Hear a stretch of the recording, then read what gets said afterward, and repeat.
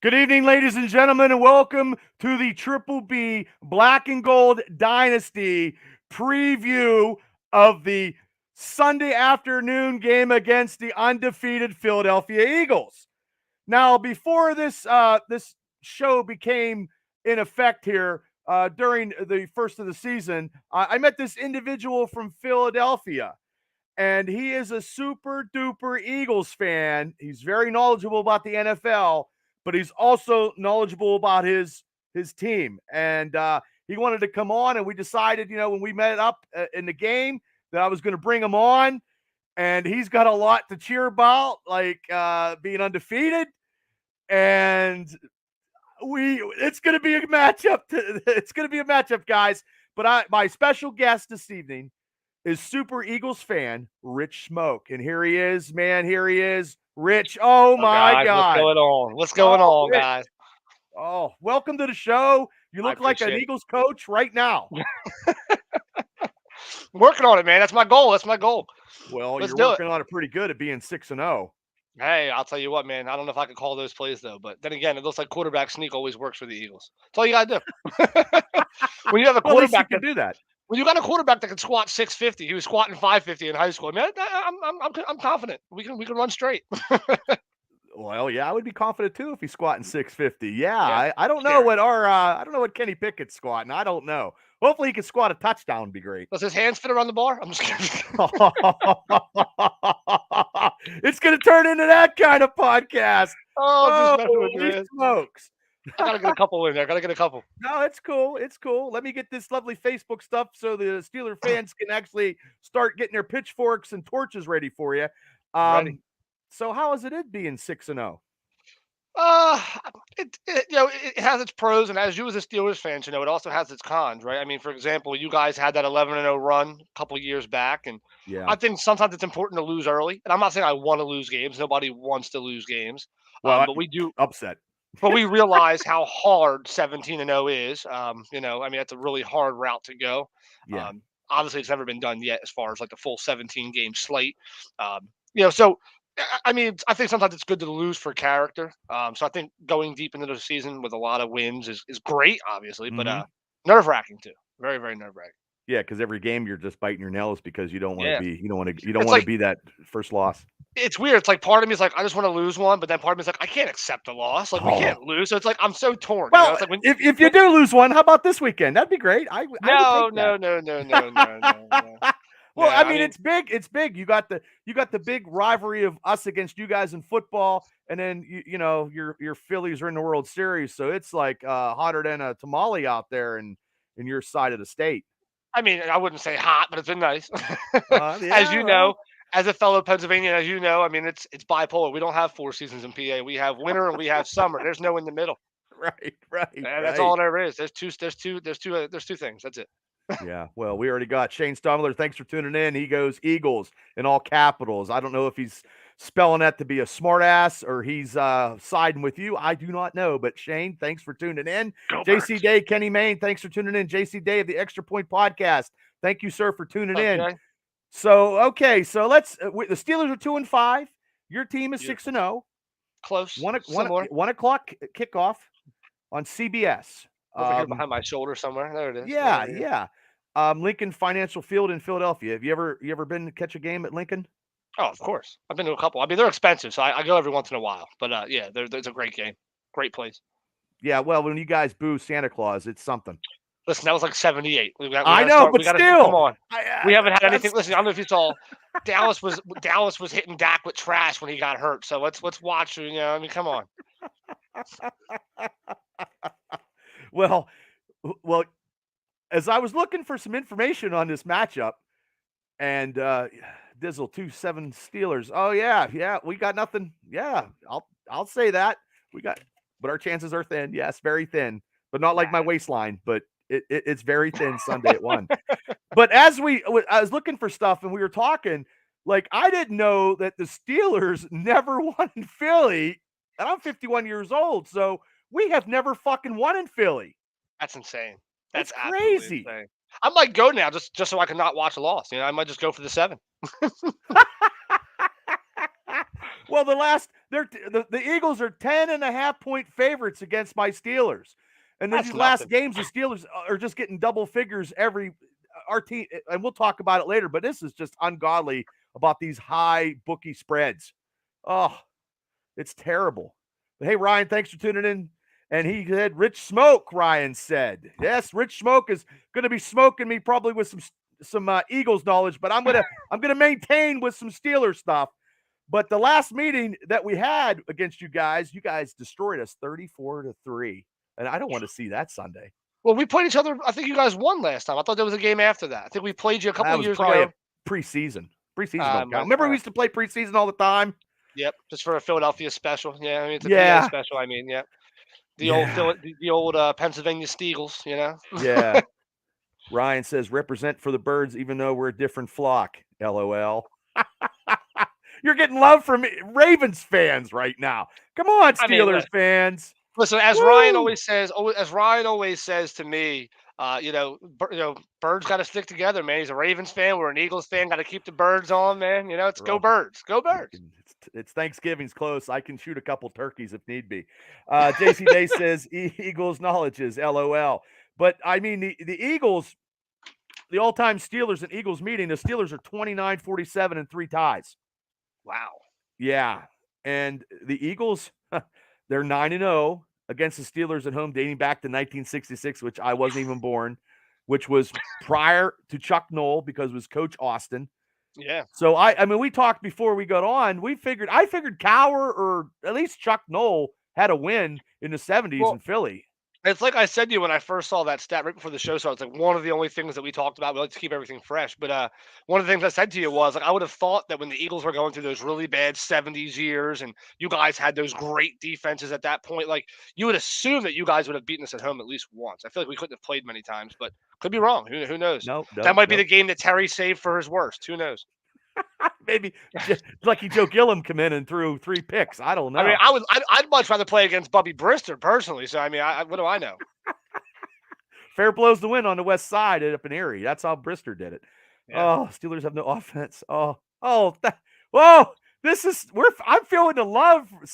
See, Rich, he's a Steelers fan. Is he? Okay. I hope he's highly critical. He's highly critical of the Steelers right now. That's all. I think there's a lot of frustrated Steelers fans. Yes, and on this side of the state, there is a lot of frustrated Steeler fans with all the skilled players that we have, and we can discuss all these team rankings. When I was surprised that the Steelers are so low in these, but I wasn't surprised.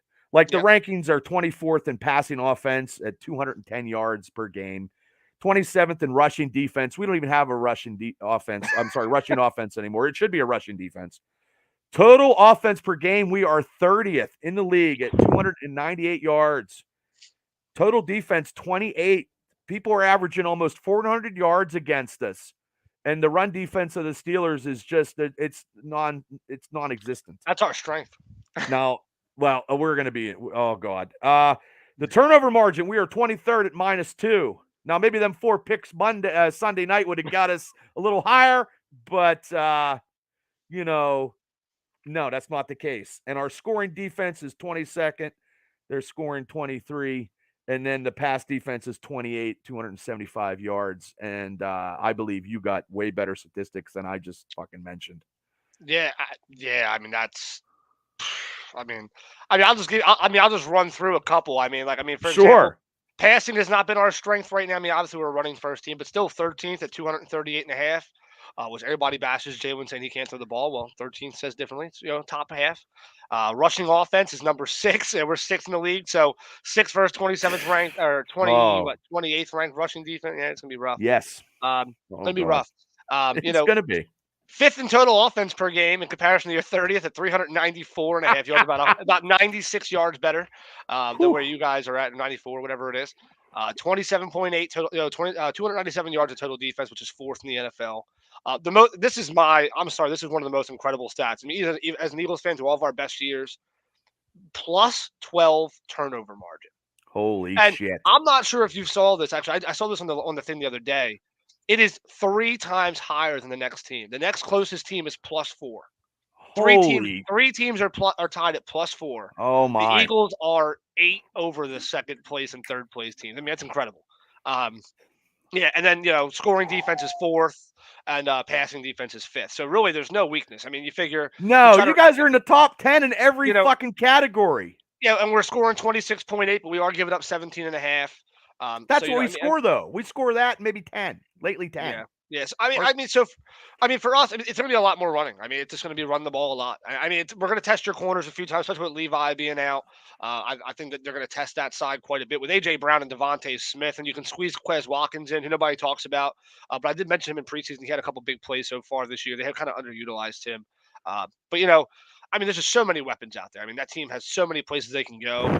We just picked up Greg Ward again. He might not be a big name to anybody, but as an Eagles fan, like he came in and was like a pretty big player for us in the past. So there's a lot of guys that can play ball. I mean, there's a lot of guys that can play ball. Shane Steinmiller says, "What corners for the Steelers? What corners for the?" Well, Steelers? Whoever shows up. I mean, I don't know. Whoever wakes up that morning and throws on some gold and yellow, who knows? But well, yeah. I gotta throw some little bit of positive as I seen all that statistical values of your Eagles, which is just over.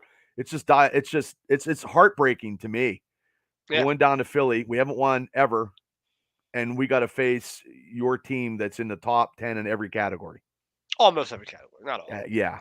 I think there's what? I think there's passing is. Oh yeah, I'm sorry. Only passing is the only one. 13.5, 13th in passing yards. But aside from that, every other one's in the top 10. My bad. I thought there was more than that. Wow. I mean, and let's not forget the number 1 and number 3 corner in the NFL right now as far as yards per game allowed. Slay with 3 picks, Bradbury with 2. Gardner Johnson with 3 picks already. I mean, it's just. I mean, you pick your poison. Plus, with the addition of Robert Quinn, playing that that left end spot now. I mean, we lost Derek Barnett for the season again. I mean, the guy's hurt every day. I feel like he wakes up in the morning, pours a bowl of cereal, and probably breaks a foot. But, I mean, yeah, I mean, stolen. That's true. That's true, Dizzle. I don't even know if we're going to be sniffing anything come Sunday. But I mean, I'll give my pick predictions at the end of this lovely show. And this is a show where I'm trying to bring together some positive Steelers stuff. Yeah. And I will get into some positive Steelers stuff because I'm always believing Steeler fans of I do believe of upsets. And I do remember the one time when Philadelphia was undefeated when they came to Pittsburgh, and it was Big Ben's rookie year, and that's when Ben beat the Eagles and the Patriots. So maybe Kenny can find some gold somewhere. But can we argue that Big Ben was a much better rookie quarterback than Kenny Pickett so far? Well, I know it's not gold and yellow. I apologize, Robbie. I noticed I said it. I was going to correct myself, but he was hopping back into a line. I said gold and yellow, and he heard that too. I was hoping somebody thought that. But I think honestly though too, the veteran leadership that Big Ben had at that time, we do not have anymore. It was a different time. It was a different coach. It was a different era. Much better team all the way around. I mean, running the ball, defense. I mean, that's when you guys were known for your defense, and guys like Troy, and I mean, you just had some great defenses there for a long time. I mean, it's just a long damn time. It was frustrating. Yeah. My dad. I mean, we had Deuce Daly, going to the 20-20, and then bring Brennan, and they bring Bettison, and he would score a touchdown. But I mean, that's what I'm hoping for. That's what I'm hoping for Sunday, the unexpected Sunday, as we're getting into this, and we got a whole bunch of people. Chris says it's the game the Steelers would pull out. JC, dang, you should have put me on this. Big Mike, hey, Big Mike, thanks for tuning in. This is the kind of game Pittsburgh usually wins. Then they lose what they should. They lose what they should win. That's how every fan feels. I mean, the Eagles are the same way, Yeah. Eagles are the same way. We'll be, we were, I think a couple of years ago, it was like 5-6 years ago now, maybe longer than that. It had to be longer than that. But we were sitting there at like 2-8, and we played like 8-0 New England and beat them. It's like that's when we win. But then we played a team the next week that was like 3-9 or something. We lost. It's just well, and your division is very strong this year too. Yeah, I mean, I think part of it is weak schedule, but at the same time, you can't blame the team for that. And that's one thing I'm getting tired of hearing. Like, I'm not saying that we're beating monstrous teams, but at the same time, would you not trade? Would you not trade if you were a team that's 2-5 to be 6-0? I mean, come on. Yeah, I mean, it doesn't matter. I mean, it's not like the fans. Hey, they get the schedule out. That's just the way it is. Yeah, we don't vote on it. We don't. Yeah, it's not like our owner Jeffrey Lurie was like, all right, we'll take this one, and this one, and this one, and give me that one too. I guess we'll take Green Bay. I mean, whatever. Let's do it. Well, it's not like the Steelers wanted to play, Allen, Brady, Hurts. You know what I mean? On top of that, And if you don't mind me just adding this quickly, just for Sure. anybody who's watching, likes to say that a lot. For example, playing Detroit week 1, coming into the season, a lot of people had Detroit as a dark horse playoff team. People had them finishing second in the NFC North. A lot of people liked them coming in. Minnesota was supposed to dominate the NFC North. Washington was supposed to be Washington. I mean, that's one game we were supposed to win. Jacksonville coming into that game had shut out Indy. They were Right. beating people. I mean, Jacksonville was beating people. Then all of a sudden we beat them. It's other bums again. Arizona, Kyler Murray was playing relatively well. I mean, they didn't play terrible, but they're also missing a bunch of guys.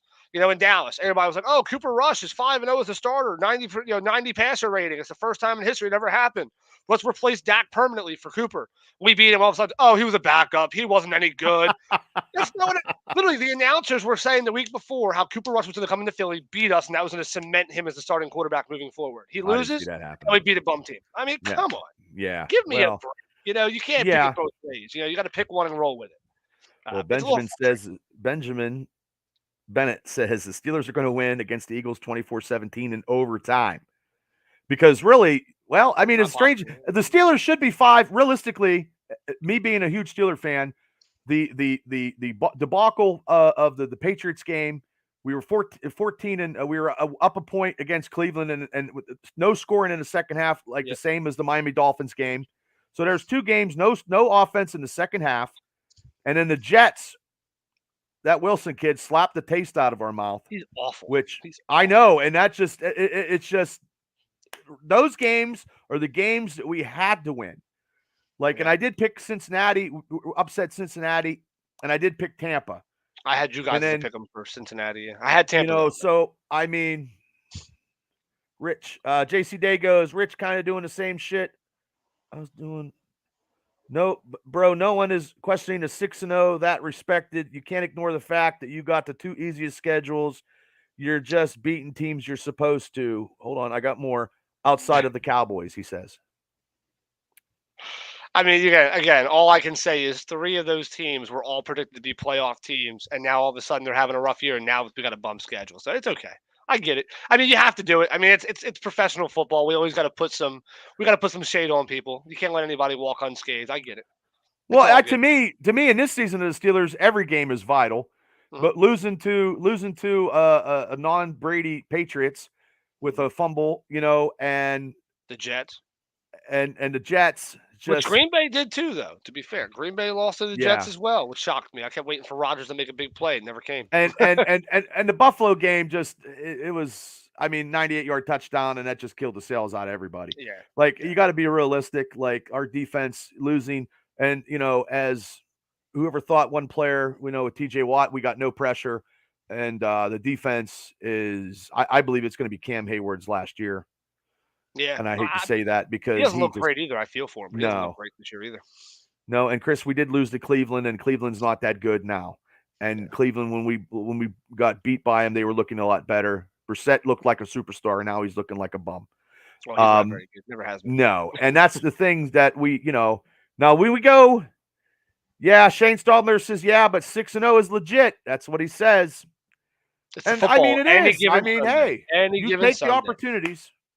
Because if you lose one of those games, you're supposed to win that. You guys suck, but you win it. It's like, you still suck, but you were supposed to win that. It's like, come on, man. I mean, I don't like it. I don't like it any better than anybody else. Being a Steeler fan, when I took them to go 12-5, and now I have to recant everything because this Steeler organization, you don't have players calling coaches out like you're doing. They're doing that on a daily basis. And you don't see that. Tomlin has lost this team, and whatever they're doing, they're just going to have to stick by. And then it's just catastrophic. And then you get rid of Canada. I've been saying that forever. Yeah. I mean, in my opinion, that's the biggest flaw. I mean, Kenny Pickett's not playing as well as he could have, and Mitch didn't do what he was supposed to be. But at the end of the day, you got to find play calling. I mean, backup quarterbacks is a thing in the NFL. It always is. I mean, I'm not saying you got to win a Super Bowl with a backup, whatever, but I mean, you got to be able to have somebody step in and be productive. I mean, I'll tell you what, though, this year is one of those years where the quarterback position is strange. I mean, nobody saw. Okay, nobody JC saw said. Going this way. JC said the 6. I'm gonna have to. JC said 6-0 is legit. No one is questioning or arguing that. You're just missing a clear point in what everybody is saying. Okay, that's fine with me. Shane Stadler, not a huge NFL guy. I watched them in the 4th and 3rd week, and I was impressed with the Eagles. Shane said. So, I mean, I watched them against Dallas, and that game was over in a quarter and a half. I mean, they came So, back in the third. That's because we went to sleep. We took a nap. We shouldn't have, but we took a nap for a little bit. the Steelers are going to have they're going to have a miracle, Benjamin says. And JC once on this show battered in a twisted jing muffin. I don't know. Sorry, man. I don't.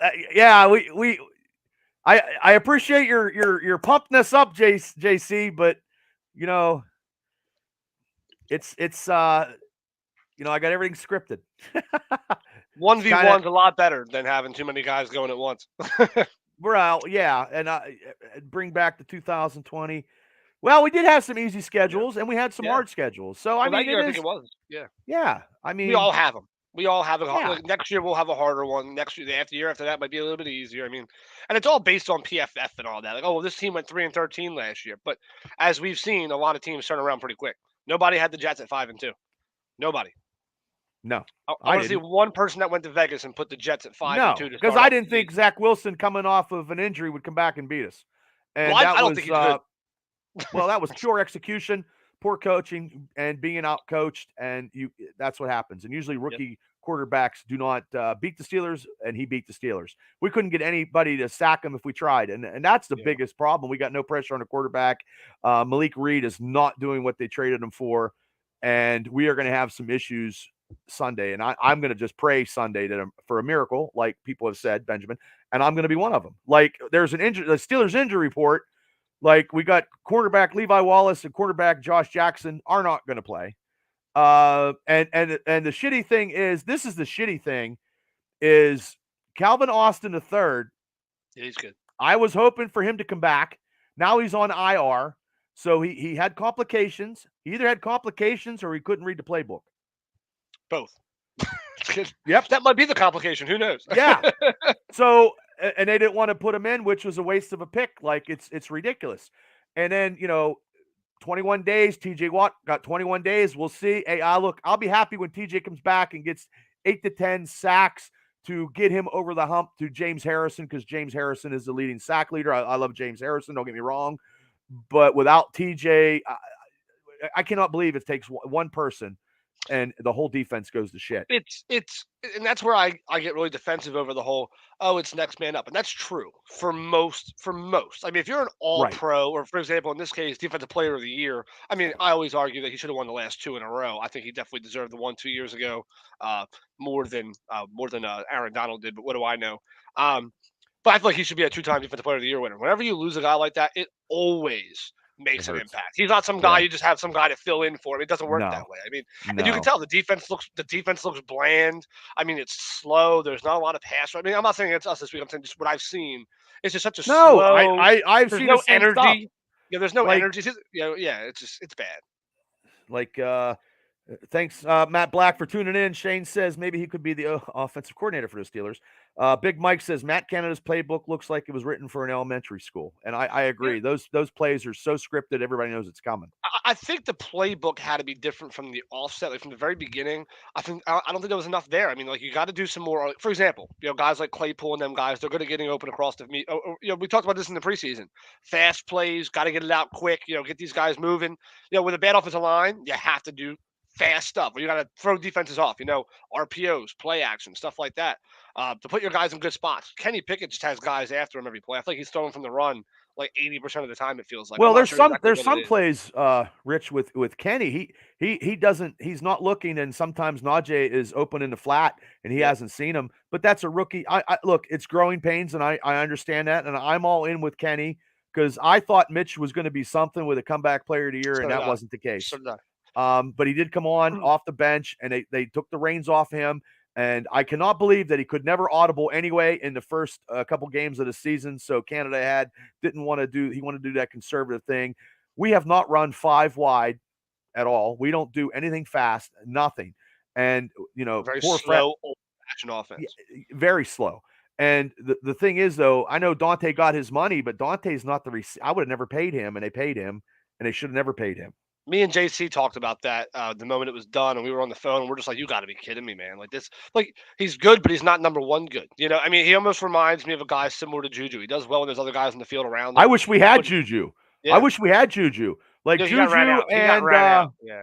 yeah, I mean, I love Juju's tenacity, getting he got hurt and he came back and played a Well, playoff game with Ben, who was the other guy that you guys got rid of? I can't remember what his name is right The now. punt, the kickoff. Well, he was a receiver. He went to Yeah, the I can't think of what 49ers. his name is. I can't think of what his name is. You guys had him for a little bit there. But he has more receiving touchdowns than the entire Steelers offense, and so does Juju. I'm like, Terrible, wow, terrible. The that is receivers, insane. the receivers only have 2 touchdowns this year so far. Oh, really? Wow. Yeah, that's it. That's all Wow. we have. Hey, Beth from Florida, thanks for tuning in. Jeff Gass, thanks for tuning in. Ray McLeod. That's who it was. Good Yeah, job, Robbie. Ray, yes. Nice call. JC Day, Canada needs to be fired after this game. Bubba, that's because the O line can't block long enough to run a 5-receiver set. I don't agree with that. I think that the offensive line is a little better than I stated it was at the first part of the season. I believe, except for Dan Moore has a little bit of issues, and they're going to have to draft a tackle, I believe. And Chris says the O line is improving, but not as he said fast, but I don't think it's fast as it needs to be. But I think it's the play calling, and it's just the same scripted plays the Steelers are running on every 9 in the box, and they're trying, and it's just ridiculous. I hope they do it again. I hope not. Because you got Jordan Davis. I love that Jordan Davis. I wish you would have drafted him. I wish they used him more often, to be honest. They probably will. I mean, and Hargrove. I wanted Hargrove to stay a Steeler, but they didn't pay him. I love him. I love that man. He was great, and they just. Again, the Eagles make these steal moves that nobody ever sees coming. I mean, Hargrave, at the time, they're like, he's average, he's nothing big. He came here and he was, the thing is, when you can rotate Jordan Davis, Fletcher Cox, and you can rotate, you can rotate Hargrove on the same defensive line. I mean, that's absolutely incredible. I mean, now you got that guy from Chicago. And now we got Chicago on the right side. Quinn, Jesus Christ. So you got Quinn. You got Brandon Graham. I mean, and there's just Hassan Reddick has been phenomenal out of the linebacker spot. Exactly what we got him for from Carolina. I mean, he's been killing people around the edge. I mean, well, I'm just worried about Mason Cole when Davis does get in, because Davis is taking up 2 people. So Mason Cole's got to move him. And I mean, and then JC Day. So tell me why we haven't gone deep. Well, we haven't gone deep because Canada won't go deep. No. He's not going to let Kenny Pickett go deep. He's thinking 5-10 yards is the way to go, and it's just not it. I mean, like in the modern day NFL, I mean, this is the reality of it. Most games, I won't say all, most games in the NFL today are shootouts. I mean, that's why you lost to Buffalo. I mean, Buffalo will score quick, and either you got to score quick with them, or just sit back and watch the show, because I mean, that's just the NFL now. The NFL is not the old-fashioned way where you run the clock. I remember when you were younger too. You probably remember this too. Is football was all about time of possession. The NFL got away from that. They don't care about time of possession now. It's the more points you score, the better chance there is to win. Quicker it used to be in the field. It used to be when I was even a kid in the early 2000s, late 90s. It was like you ran the ball 45 times a game. You might throw it 20. I mean, and you just ate clock. I mean, that's all it was. It all came in the final possession, and it's just. I mean, that's where the death of the running back in the NFL comes from, by the way. It's not that they're not good. It's just that we don't run the ball that often anymore because it's not as explosive. And that's part of the problem. Right. But it's just a weird league, man. It's a weird league. You got to either score points fast or Boswell's a great kicker, Benjamin. Now, JC Day, blocking on the passing and running isn't there at all. Look at all the short passes, comeback slants. You're too one-dimensional. Lifetime deep throws. There's no reason. There's a reason for it. Explain. Because the line is the main issue. I don't think the line is the main issue. It's not the main issue. I mean, I thought it would be. I thought the Steelers' offensive line to start this season would be the main issue. They're not, and then people can disagree with me. Our line is a little better. They're just not executing the plays.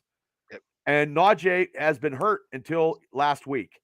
Yep. They're not, and the thing that maybe the offensive line of the Steelers are fucking up with when they do maintain drives.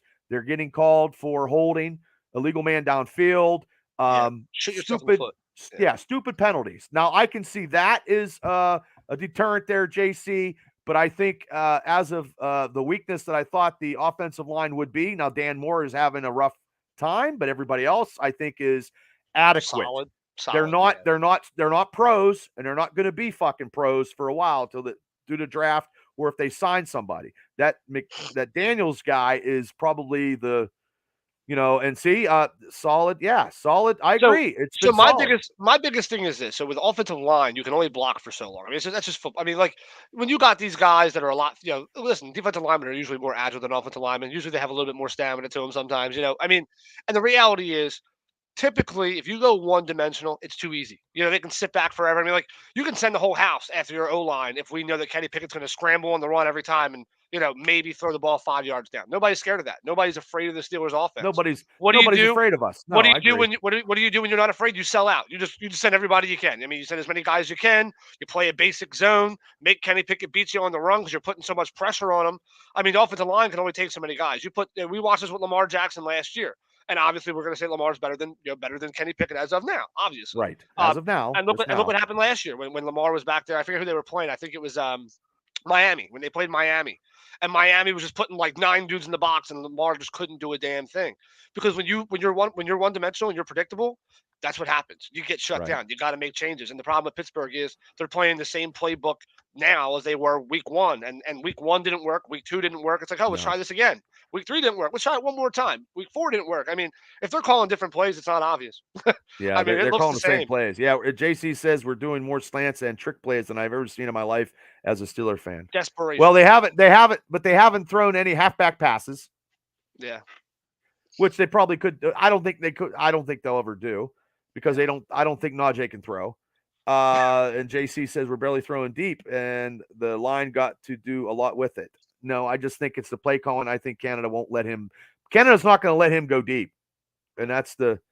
And JC says I ain't saying that they're horrible. They gotta be better, but what I'm trying to tell you, we ain't throwing deep because the protection to pass block ain't up to par.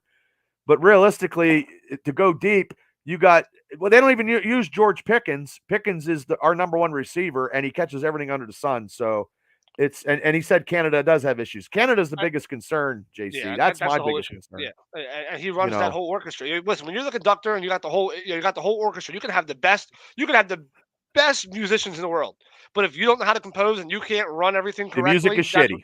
It's all going to be shitty because everybody's going to be off key. Everybody's going to have a different part of the rhythm's going to be off.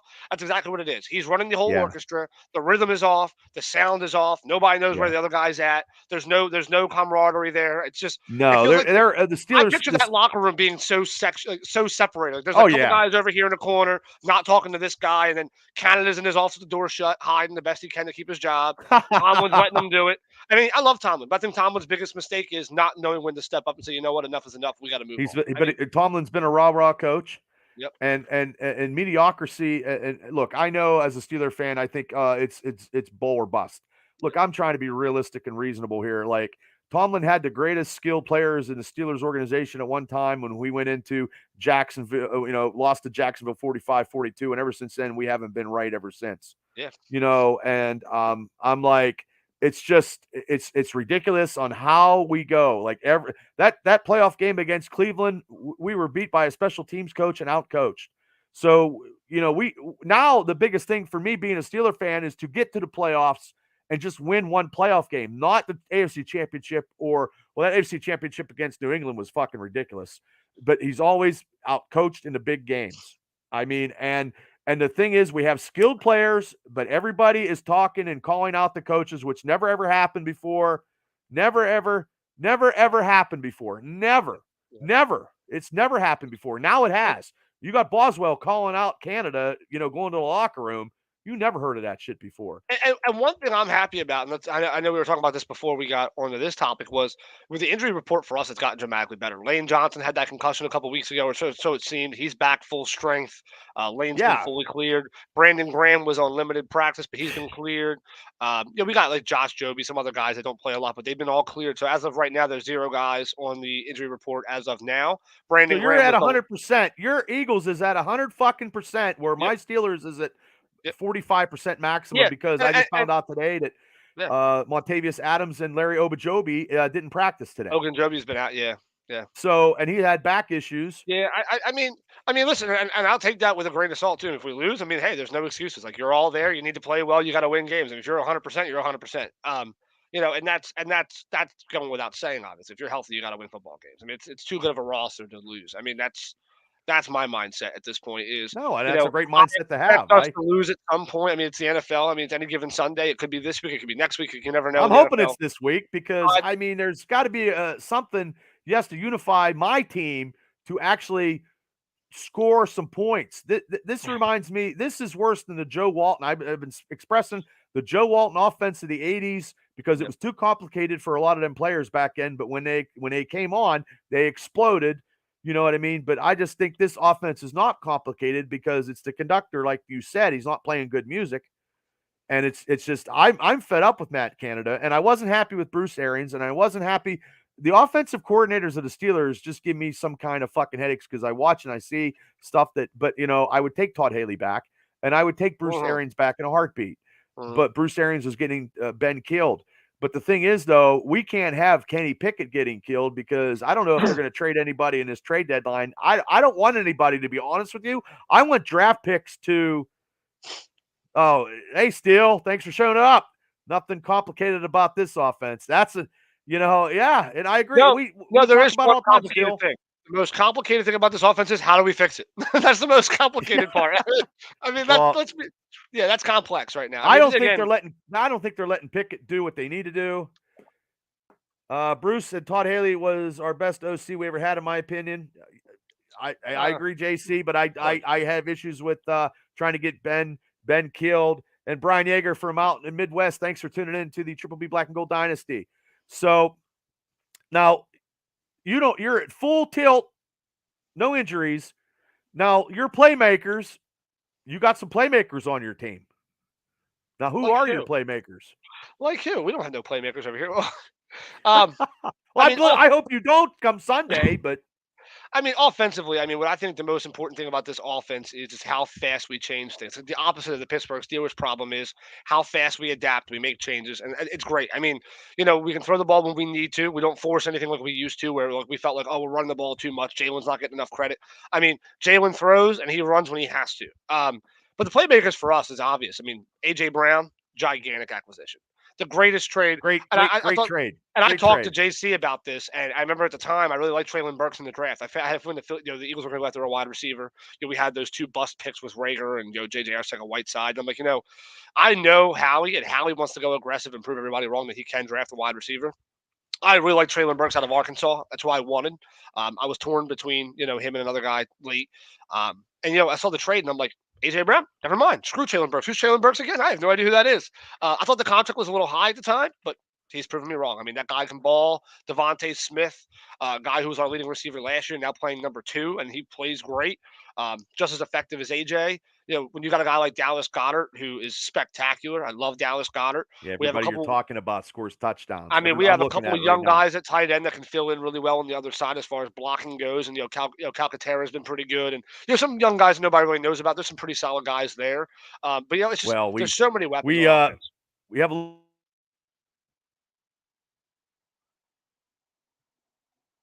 lost you there, Bubba. Oh, there we are. We're back. There we go. There we go. I'm flickering, I think, but that's okay. It's Xfinity. I paid my bill, people. Paid my bill. But get back to what we were talking about when we got delayed by the meteor shower. Offensively, there's a lot of weapons. Miles Sanders is playing better. We're a running back by committee. Be thankful we didn't get Christian McCaffrey. Apparently, we looked into him for a 3rd or 4th round. Oh my God, that'd be just great going against us first game. Yeah, awesome. Robert Quinn. And then defensively, for me, yes, the pass rush is spectacular, but for me, having 2 of the top 3 corners in the league as far as passer rating, yards allowed, Bradbury's number 1, Slay's number 3. There's 5 picks right there. Gardner Johnson has 3 picks coming in. He's considered one of the top 10 safeties in the NFL right now as far as stats go. Hassan Reddick blitzing, defensive line is you can rotate and still have a dominant player in there. It's just such a great roster. Just such a great roster. It's my favorite one that I think I've seen in my lifetime. I'm not saying they're better than the Super Bowl team. It's just overall, there's just so many fun guys to watch. 2017 Super Bowl, there was definitely some good players, but it was pretty obvious who the ball was going to go to. But this offense and defense, you never know which one of them's going to make a play next. It's exciting every week. Yeah, I'm worried about Fletcher Cox. That's he's always been good, and he scares me a little bit.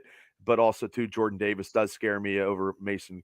So hopefully Cole can show him that I know he's a rookie, but I know he's been getting double and triple teamed.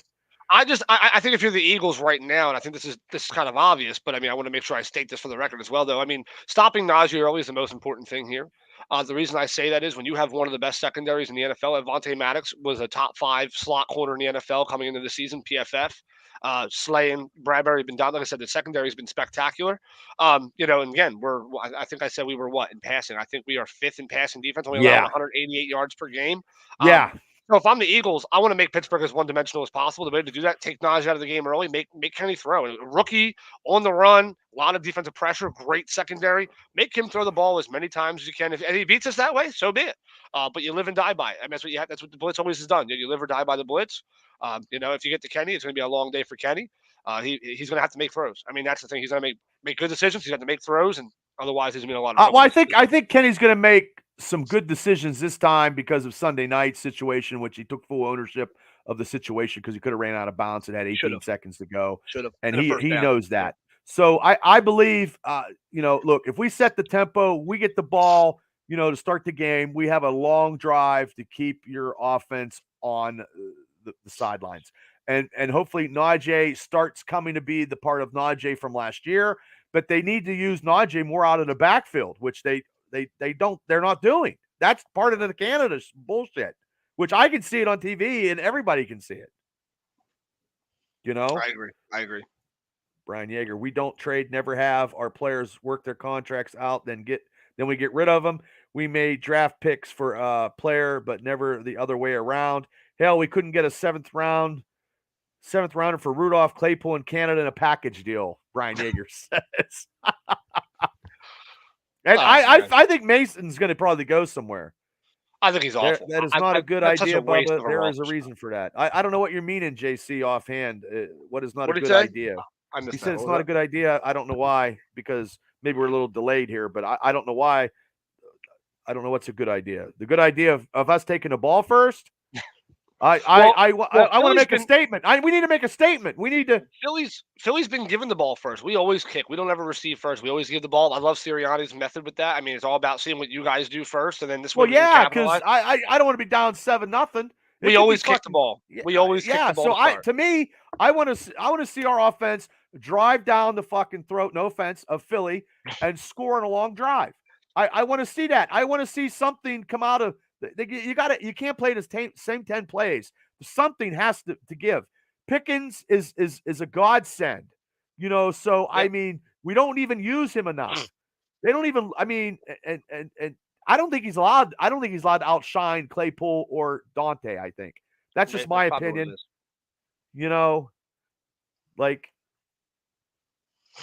Yeah, and Robbie, the only time that they attack the middle of the field is when they're losing in the fourth quarter and they throw the Pratt Freiermuth.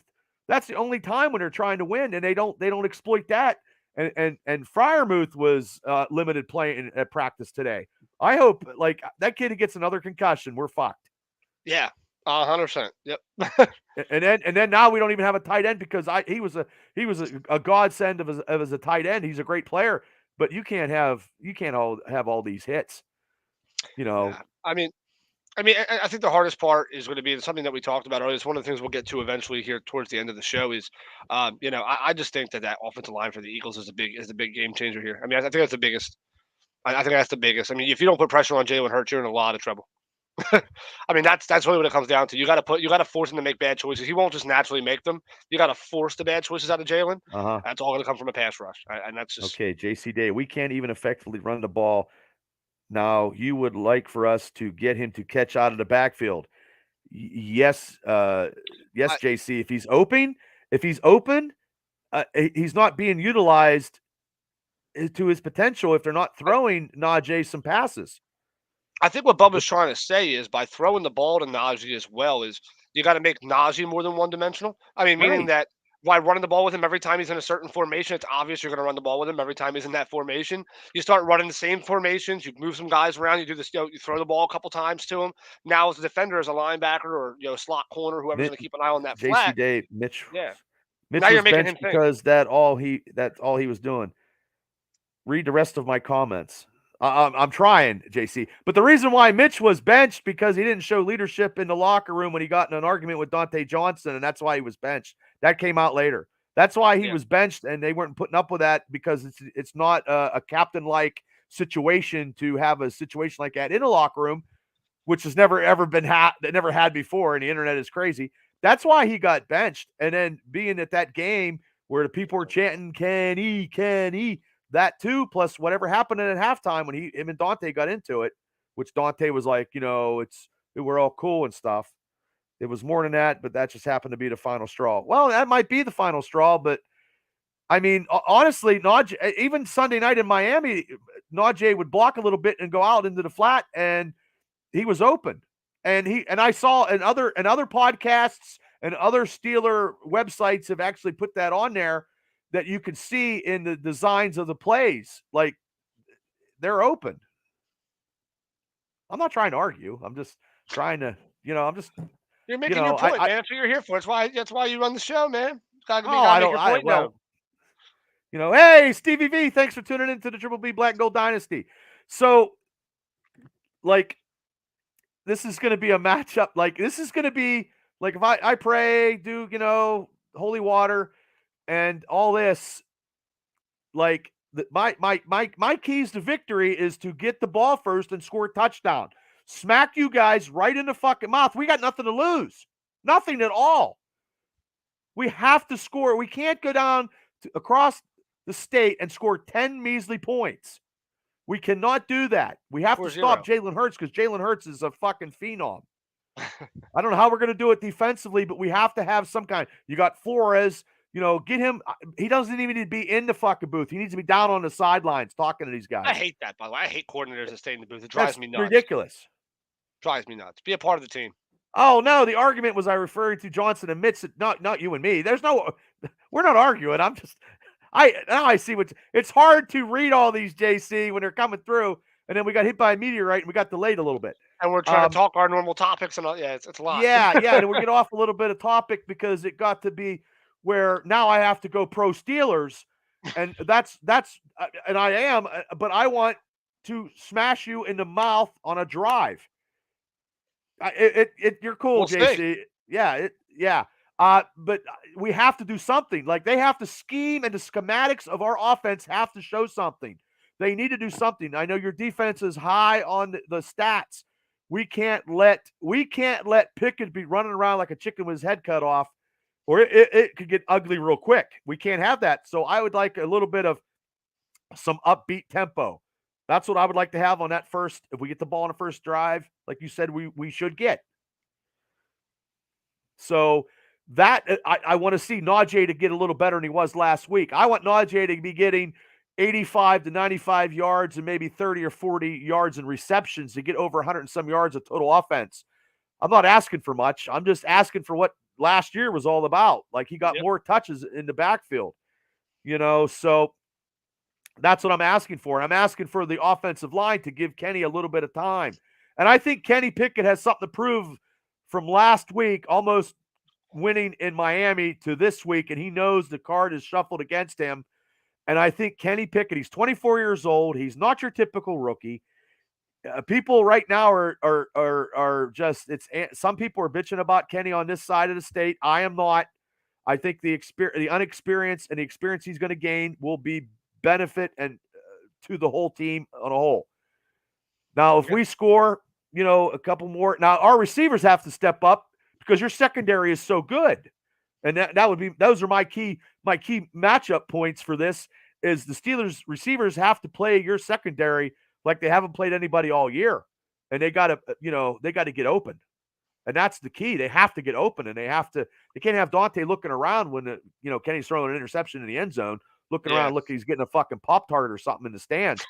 He's checking the microwave to see if his pizza rolls are ready or something. Yeah, something. And then also too, and then like that, your defensive line has to be put down. I don't know how. I'd hate to be an offensive lineman. Yeah, but our offensive linemen have to step up and give Kenny time, open a little bit of holes for Najee, and we need to score, and we can't have it's got to be a turnover-free ball game. And with you guys number one with a turnover margin, 12. We have to fucking play perfect fucking football like we haven't played all year long. That turnover margin's absolutely incredible.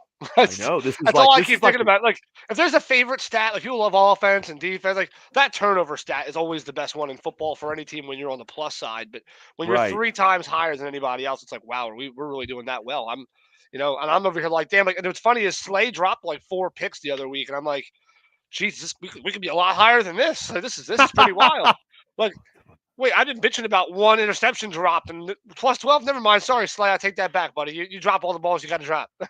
We're good. JC said the best experience is the experience yourself, meaning on the field, you will learn and grow from this. Yeah, I agree, JC. So what's your keys to your Philadelphia Eagles beating my Steelers? So first one is and this is a combination of offense and defense here. It's not really one side more than the other. Is staying awake for 4 quarters. I mean, we've been the best team in the NFL in the second quarter. We've been solid in the first. We build up our second usually. Third quarter, we seem to fall asleep a little bit. We get some nice leads in the second quarter. Everybody gets all confident, and we start to, like, for example, you saw that with Dallas. Absolutely dominant. I mean, that game should have been a shutout, honestly, or at least maybe a 10-point game total. The defense went to sleep. The offense went to sleep. So again, everybody's staying active for 60 minutes. I mean, you got to be active for 60 minutes. It's not a 20-minute game. It's not a 25-minute game. What you're saying is if you guys aren't 60-minute men, the Steelers have an upset time coming. There's a chance. Yeah, of course. I mean, obviously, whenever you go to sleep, you're always leaving room for one bad play, a pick six and 10 to turn the game around, a fumble could turn the game around. But if you're active for 60 minutes and you're scoring and you're putting up big plays, you're running clock. One interception even if it was a pick six, doesn't always kill you. It depends on where the score's at. But realistically, so that's one of my biggest ones is playing for 60 minutes. I mean, 60 minutes has to be a thing. There's no more of this go to sleep at halftime, wake up in the fourth quarter, and surprise everybody with a big play. That's my number one. Number two, you have to go after Kenny Pickett early. I mean, I feel like if you have him running around with his head cut off, the game's over. I mean, that's just the reality of it. Our secondary is too good. Our secondary is too good to where if our defensive line is breaking through that line, they're after him. I mean, I trust my secondary enough to make those stops. I mean, I expect that 100%. I wish I could trust my receivers to get open. I don't. And we've except for George Pickens. And as far as like pace goes, as far as our defensive linemen breaking to offensive lines, I mean, it's been one of the fastest in the league. I mean, we're getting through that line pretty quick. I mean, it's been a pretty fast rate this season. So that's a big one for me. And then aside from that, I mean, really, all my concerns are really defensive because I mean, offensively, I trust Jalen. I mean, like, yeah, we could look a little bit better sometimes, but there's always plays being made. Everybody's aware. Goddard, Brown, Devontae Smith, Hurts. We always make something work. But the other thing on the defense is just the secondary staying where they're at. Don't let all the PFF hype get you going. You gotta play like that all year round. I mean, it's only halfway through the year. There's a lot of Pro Bowlers on this team as of now, but again, that's the reason why we don't do a Pro Bowl vote today and we wait for a while. So get out there, play well. That's it. I mean, this is not a wide receiver core that should be beating you. If you get beat this week, there's something to worry about because this is not. I mean, no offense, but like this. No, my keys. As I'm looking on my notes, my keys for the Steelers to win is all offensively. Like there's no that's just the way it is this time. Our offense has to show up and has to step up and do something they haven't done all fucking season. Yeah. So and with that being said, our defense is obviously not bad. I'm just saying I feel like out of any team, I mean, like offensively, we seem to have a play scheme that works right now. I'm not too worried about the offense. I mean, yeah, it gets a little bumpy and it gets a little slow sometimes, but like I said, that's where the 60 minutes comes in. But defensively is where we got to stay consistent. I mean, I want to see a little bit more Jordan Davis. I haven't seen enough of him this year. I don't want to see any of him now. They've only been putting them in like maybe 6-7 plays a game. I mean, it's like maybe less than that. It's like usually like third and shorts, fourth and shorts. I don't want to see him now. I wanted to see him Steeler. I don't want to see him now. I don't want to. Well, if you get to the goal, if you guys get to the goal line at some point in this game for like the third time this year, then you'll probably see him. He usually checks in. He checks in the red zone. So if you guys get there. If you guys get there either this week or the next week or next time we play, maybe a couple, we'll see. He'll be out there. I mean, he's a dog in those positions. So, well, I hope we. Well, yeah, your keys to victory are very astute there, sir. Yeah. So, and Shane Staubmiller says the keys for the Eagles is to get off the bus, and that's it. Well, thanks, Shane. A rule of mine. JC can vouch for me. I never guarantee a win. I told him that before. I did a live right before the Eagles-Cowboys game a few weeks ago with the Dante Demby, big Cowboys fan. We were all live, and I said, "Listen, I'm not promising nothing. I think the Eagles have a good chance to win. I think it's going to be a small 3 to 7 point game. I try to be realistic. I don't want to call blowouts because I don't like them." So Dante comes on saying, "Oh, we're going to beat you by 40." I'm like, "See, this is why I can't like a Cowboys fan, man. I just can't like a Cowboys fan." Yeah, that's realistic. That didn't happen, and I'm not. I try to be realistic, I love my Steelers, but and I'm going to give, because I gave my keys to victory, but I'm going to give my score. I'm going to give Okay. my score as a look. I'm not going to ever not take Give the me your Steelers Steelers on fan and any. give me your Eagles. I mean, give me your Steelers fan and give me your overall actual opinion. Because we all know that. Listen, as an Eagles fan, I have my two different. There's always two opinions. I mean, there's always two. Well, the Steeler, the black and gold. I mean, if you cut me black and gold, I'm going to say it's going to be 17-14 Pittsburgh. It's going to be a Wow. defensive struggle. And Pittsburgh, since they are shut down the track stars of Miami Dolphins in the second half, I'm hoping that carries over, and I'm hoping our offense can score some points. Now, if you guys destroy us in the first quarter, we can't come back.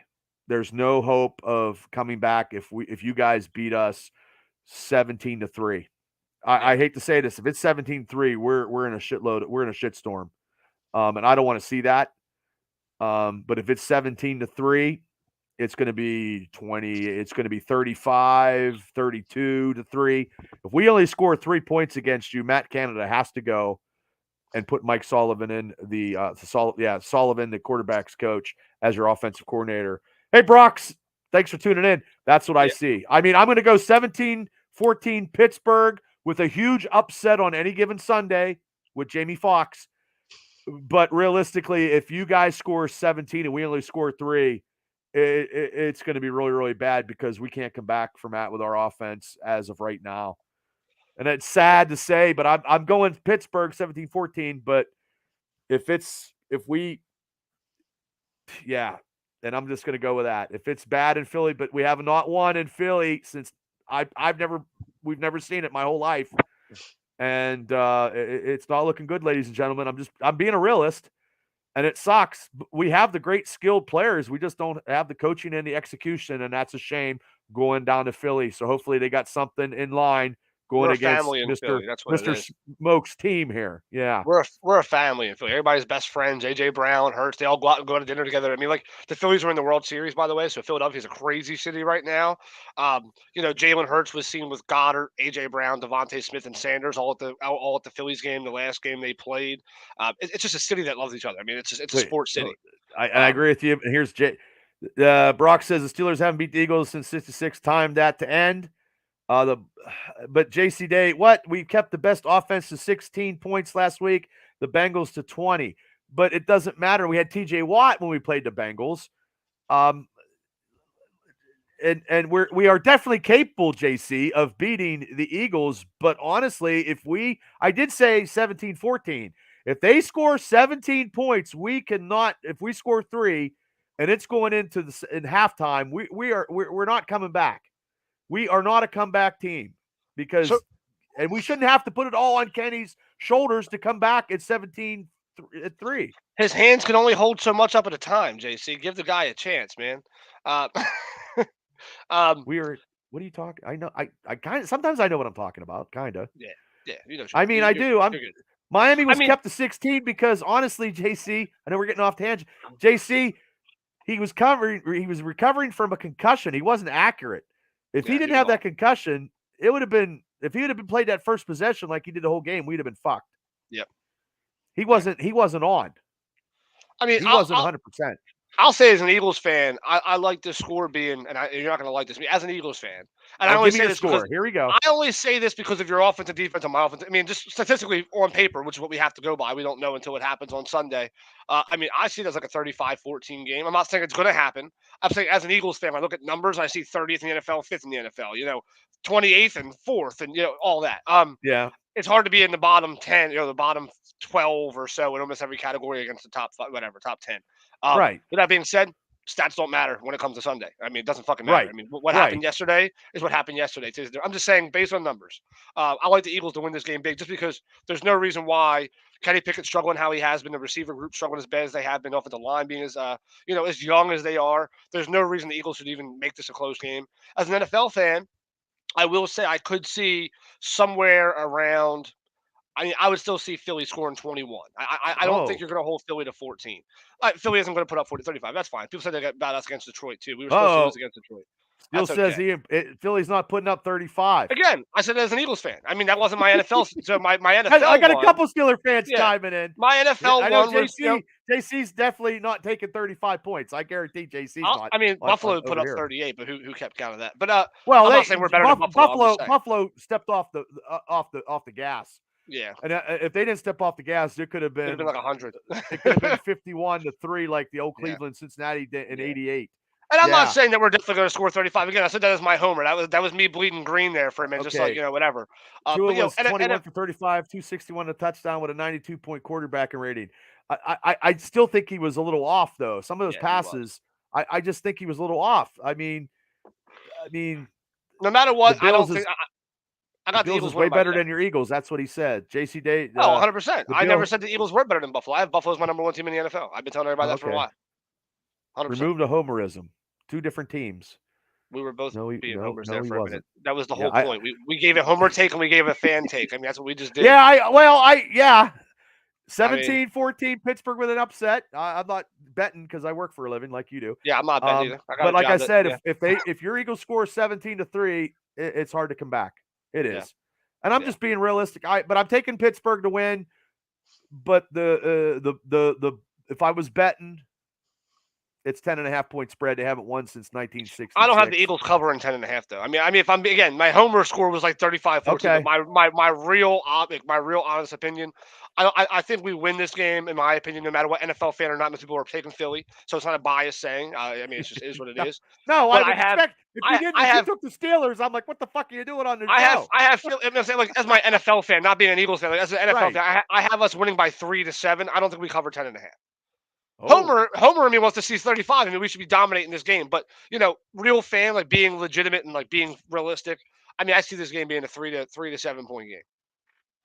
Well, it's going to be an interesting We fuck around and keep people in the game sometimes, man. Like that game against Dallas. Hopefully Kenny can pull some magic out, and it'll be great upsetting you guys, and it'll be something that I can cheer for afterwards, and you know what I mean, stuff like that. But before we get out of here, let me ask you real quick, who is your all-time Philadelphia Eagles player? Real quick. I just wanted to ask you a quick question. Oh, man. I mean, I have to say, and this is just because JC's confused, but one of my favorite players of all time. I gotta go Brian Dawkins. I mean, B. Dawkins is one of my favorite, not just favorite player, but one of my favorite guys. You're hyping up the Eagles the whole show, Bubba, but you're choosing us to beat them in an upset. Because he's being realistic. I mean, like you want him to make homer takes the entire time, and it doesn't want to work that way. He's trying to be realistic. Well, I don't know how confusing you can be. I'm trying to give you my viewpoint, and look, man. I mean, I'm giving you stats. I got an Eagles fan who knows his shit. I know my shit too, but I'm not. It's being realistic. I mean, I'm being realistic because we're in the bottom of every stat known to mankind, sir. And I'm a Steeler fan, but we're going into Philly. We ain't won in fucking Philly ever since 1960. And I said they were going to win 17-14, but he asked me my other viewpoint. If we're down 17-3, we're not going to win. Yeah, I understand you're a diehard Steeler fan. I am too. But I mean, I think always take Pittsburgh on my shows. I think what you got to do, John, is you got to realize, like, yes, he's a Steelers fan. And again, that's why we both laughed and said, you know what, we'll give a homer take. We'll pick our team on some weird number. Again, he took Pittsburgh on that. But again, if we're being realistic, I have the Eagles winning by 3 to 7 points. I mean, I don't really think Philadelphia is going to score 35 points. I mean, so what makes this a victory after you just said, like I just said, 7-14, the Steeler in me. I'm not going to sit here and argue with you, sir, on my show. I'm trying to be as cool as a cucumber, but what I'm saying is I'm taking it 17-14. I'm trying to give the ins and outs of what I feel the Steelers need to do. If they win can't, 17-14. If they're winning 17-14, but if they down 17-3, they're not coming back. I don't know if I'm missing the point. Am I missing the point? I had a couple concussions. He wants you to give some crazy hot takes the entire time, I guess is what it sounds like. Kenny Pickett's thrown for 400 fucking yards and 5 touchdowns. Right. Okay, there it is. There's my hot take. Jalen Hurts is going to run for 425 yards and have 7 rushing touchdowns on quarterback sneaks the whole game. God, I hope Darius Slay, 5 picks. Darius Slay, 5 picks. I'll be pissed. Now, see, that's the Steeler in me, fan in me. I'll be pissed. But anyway, let's get back to your most favorite Eagles. But I was saying Brian Dawkins by far. I mean, Brian Dawkins has been one of Okay. them guys since I was a kid. I mean, I love playing. I played safety for a little bit in school, and there was nobody you wanted to be more than Brian Dawkins. I mean, when it came to being a Philadelphia native, I mean, B. Dawk was just a great guy. He was a great player, a great teammate. I mean, he's still an icon. That guy goes anywhere in the Philly, he's probably eating for free to this day. He doesn't curse. I mean, he didn't Well, he that's didn't good. badmouth you. He doesn't believe in cursing. He never cursed once. Oh, wow. He wouldn't get along with me then. I curse all the time. Yeah, he would hate me too in person. I'd have to really be my best. But again, Right. just overall great guy, great mindset, great morals. I mean, he was always there for the city. City's always been there for him.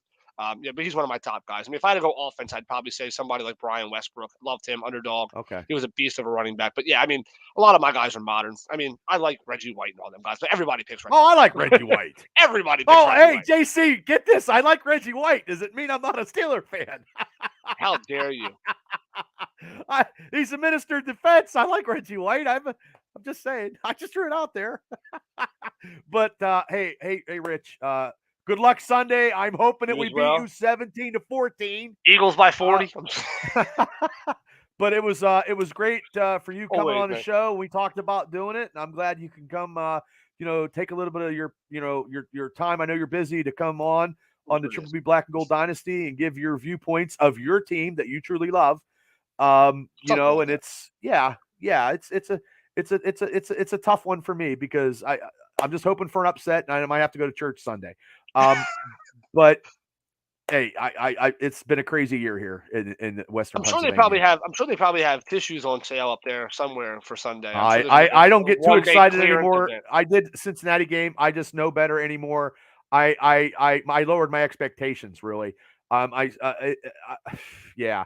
But I still like to see them win. I have a typical week when they're shitty, when we lose, but I got to overcome that because my fiance doesn't really go for that. If if I have a shitty week, you know how it goes. But I do appreciate you for coming on, and I appreciate everybody for tuning in tonight, asking questions and putting their 2 cents in and stuff like that. Truly an amazing night for everybody. Thank you. If you want to hit like and subscribe to the Triple B Experience, where we have the Triple B Black and Gold Dynasty, which is part of my Steelers Show podcast. And we also have Unscripted with Cable and Mav, where we do pulp culture. And the boys will be back in town. We'll be doing that shortly. And we still do some interviews, and we try to be as entertaining as we possibly can be. And Rich, thank you so much. And you have a invite anytime that we could do this again. I truly appreciate your NFL knowledge, not your love for your team as you do when you face us. But hey, I give it for people that are fans if they truly love their team and they know their team, and you do know your team, and there's nothing I can say about that. So you love your team. You know what I mean? So, well, good luck. Hopefully we beat you Sunday. We'll see. Okay, we will. I'm a modest fellow, so. Oh, wait. Hold on before we go. Steelers by 70. I know someone's Eagles by 80. How about that? There you go. Apparently, you got to be a homer on this show, so let's go 80 Philly. Well, I am a homer, but I'm trying to be a little realistic. Homer, and I know. We both try. We got criticized for being realistic. It's okay, though. If we don't try, we're not doing it, But like I said, Rich, thank you so much for coming on, giving your expertise to your team against my team. But I still say, before I leave, 17-14 Pittsburgh. Go Thanks. Thanks, everybody, for tuning in, and I truly appreciate it. Catch us next week where we have the aftermath of this lovely game, 17-14. Rich, thanks once again, and thank you so much. Man. Everybody, good night. Everybody, peace out. Thank you.